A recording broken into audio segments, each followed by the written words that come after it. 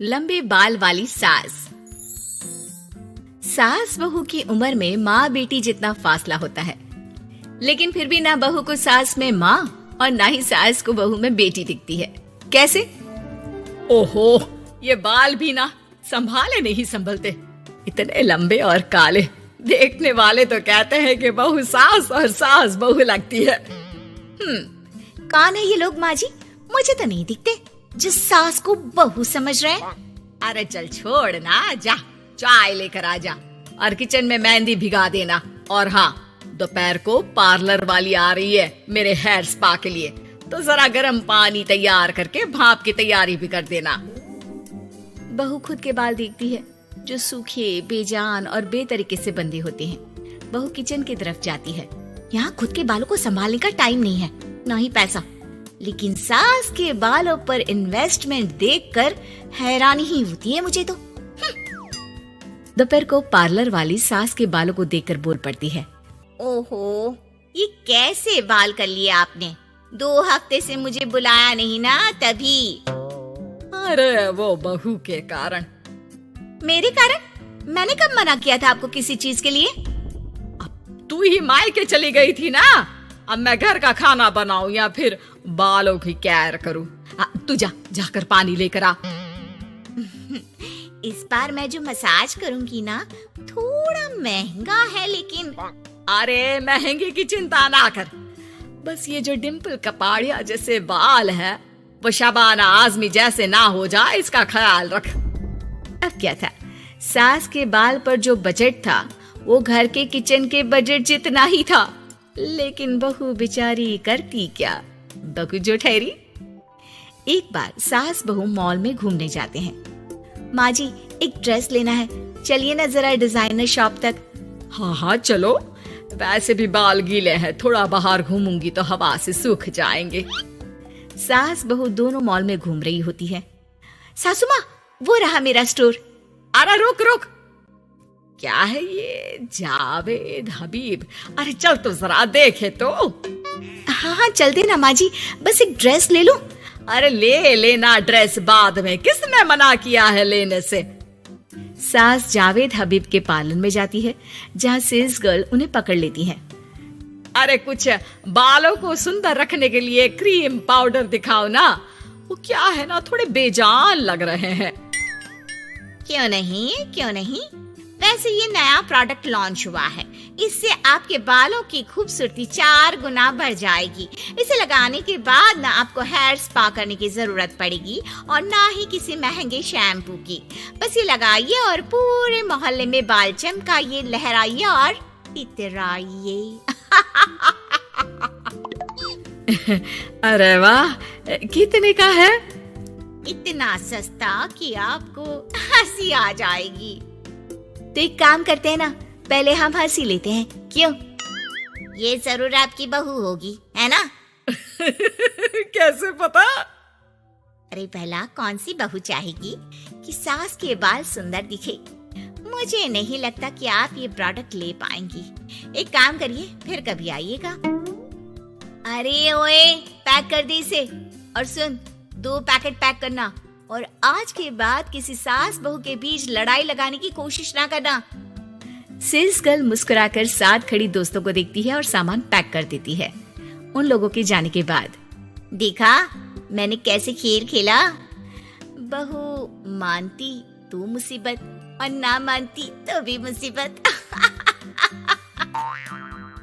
वहीं सामान लेकर सास भी खुश बाहर निकलकर बहू से कहती है, अरे वाह बहू, अब देखना मेरे बाल ना और ज्यादा सुंदर हो जाएंगे।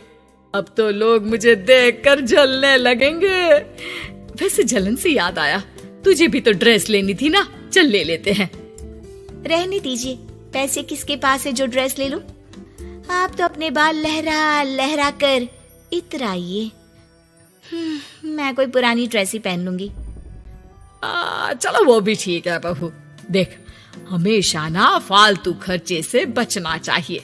मैं बिल्कुल फेवर में नहीं थी तेरी नई ड्रेस के लिए, फिर भी तुझे मना नहीं कर पा रही थी।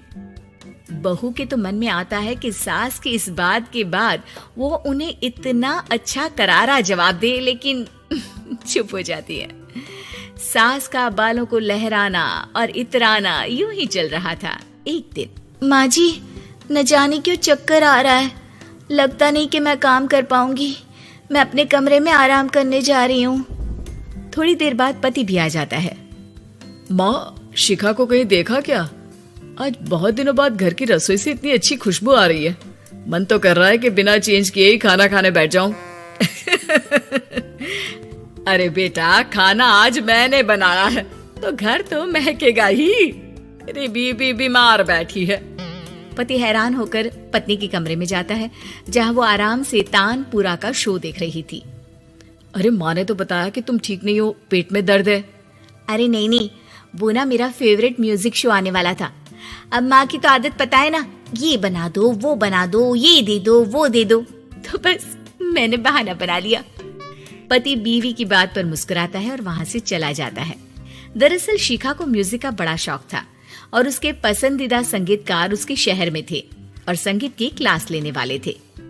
अरे देखो देखो, ये धनवानी महाराज हमारे शहर में है, और तो और ये यहाँ सबको संगीत सिखाने के लिए आए हैं। मैं भी इनकी क्लास ज्वाइन करूंगी, कल जाकर पता करती हूँ। सास और पति भी शिखा की बात पर खुश हो जाते हैं, लेकिन अगले रोज जब शिखा वहाँ से वापस आती है तो उसका मुंह उतरा होता है। अरे क्या हो गया? तेरी शक्ल देखकर क्या उन लोगों ने तुझे लेने से मना कर दिया? पहली बार बहू सास के ताने का कोई जवाब नहीं देती और चुपचाप जाकर कमरे में बैठ जाती है, जहाँ पति कहता है, अरे क्या हो गया मेरी अनारकली, क्यों मुंह लटका रखा है? अरे कुछ नहीं, बस ऐसे ही। सास कमरे के बाहर जाकर खड़ी हो जाती है। अरे मुझे तो बताओ, क्या हो गया? शिखा रोने लगती है और रोते रोते बताती है कि